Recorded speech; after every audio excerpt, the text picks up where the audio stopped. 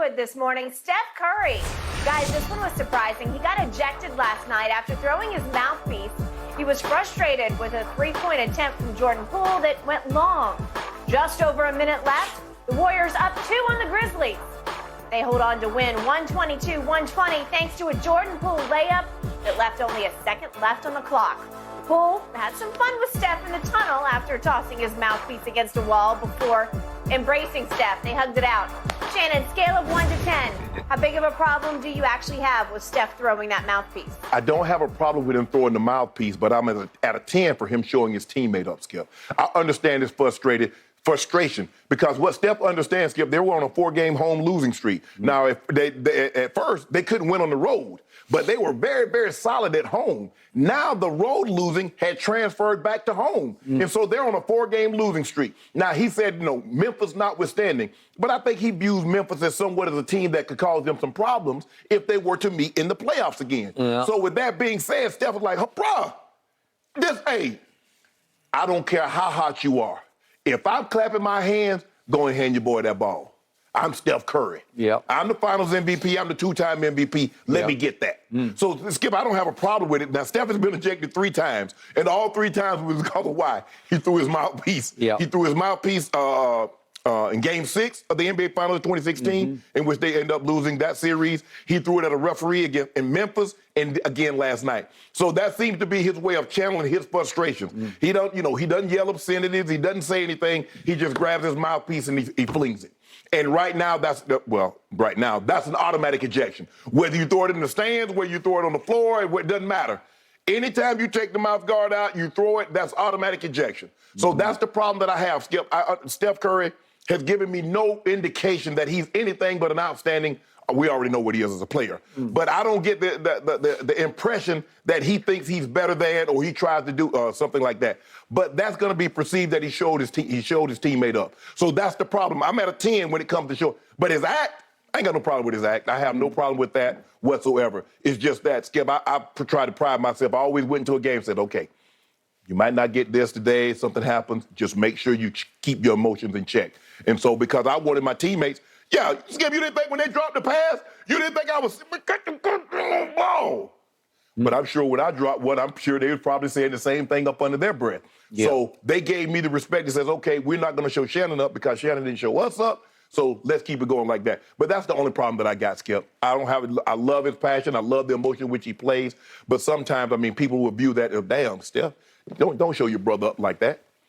Okay, but you don't have a problem throwing the mouth guard, yet you do have a 10, to a scale of 1 to 10, you have a 10 problem with the act. Skip, you know how I am about just showing up teammates. But they are intertwined. They're part and they're parcel. He threw it because he was mad at his teammate. Yeah. He didn't throw it because they suddenly trailed or they were playing bad basketball or he had missed a shot. I think because he's like, at this juncture of the game, where we are, Skip, he's very mindful. We're on a 4-game home losing streak. They had blown several games, had double-digit leads late in the second half, and they end up blowing said leads. Yeah. So he's like, okay, I believe we can get a better shot, or I believe if I shoot this ball, I got a better chance to make it than you do. That's just the way, look, Skip, and I guess I'm trying to separate the two, or I guess maybe I'm looking at them, but they're not mutually exclusive. I could be disappointed, not disappointed with the act, but disappointed what it led to or how it's perceived. Okay. My biggest takeaway from what happened near the end of this game last night is that Steph Curry has now eclipsed LeBron James as the most overprotected superstar in sports. Steph Curry is rivaling LeBron to become the face of the league. And it's close right now because I still would side slightly to LeBron, but Steph is rivaling him because he broke through and finally won an NBA Finals on his own with no KD help, right? Mm-hmm. He is in every other commercial on television, and he earned them. Yeah. And I'm good with that, and he's great in the commercials, and he is the baby-faced assassin, and I'm sure deep down he's really a good guy, and most people find him to be the most beloved player in the league, even eclipsing LeBron in the beloved category. Okay, I'll give you that. This is a bad look for him. I've said this from the start, and I don't pull any punches when it comes to any of these guys. All along, I've had issues with all of his showboating and hot dogging and all of his his celebrations and I just put you to sleep and all that. And again, he revolutionized the game with the three-point shot. We've never seen anything like it before. He is clearly, obviously, the greatest shooter ever. Yes. But part of his package is all the grandstanding, all the showboating, all the hot dogging, all the antics. And you can say it's just part of who he is and his performance act. It's all part of his entertainment act. Right. But this one crossed a big line to me because this crossed the Aaron Rodgers line. This is where Aaron Rodgers is constantly showing up his teammates, like, don't go over here. Right. And you and I have had issues with that for 7 years on the show. Can I ask you a question? Have you ever seen him do something like this before? No, it's usually at the other team. It's usually showboating at the expense of the other team. I just did something to you. I just clowned you. I just made you look silly. So I'm going to show you up even more as I go back up the floor. I put you to sleep. Right. Okay.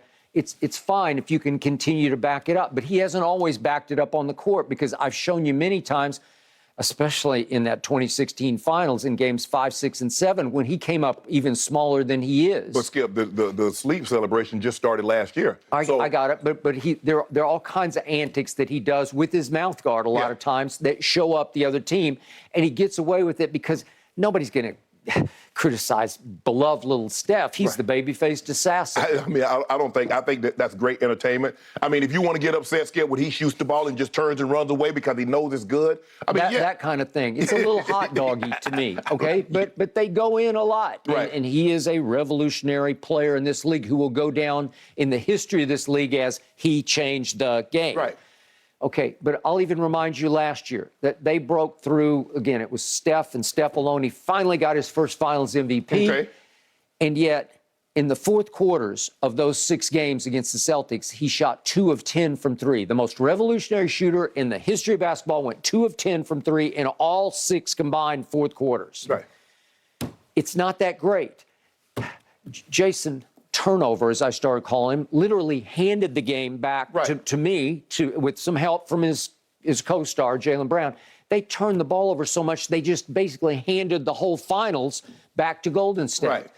So keep that in some perspective. But then last night, is it possible he showed a little bit of true colors here? Because, boy, that is egregiously crossing the line and showing up a teammate, because Jordan Poole has been on the hottest of hot seats in the glare of the spotlight because of what happened before the year started, because clearly Draymond was threatened by his new celebrity, by his rising to become the 3rd member of the Big Three, replacing Draymond, and Draymond popped him right in the face over that. Right. And this came across a little bit to me like Steph is starting to be a little bit threatened by Jordan Poole.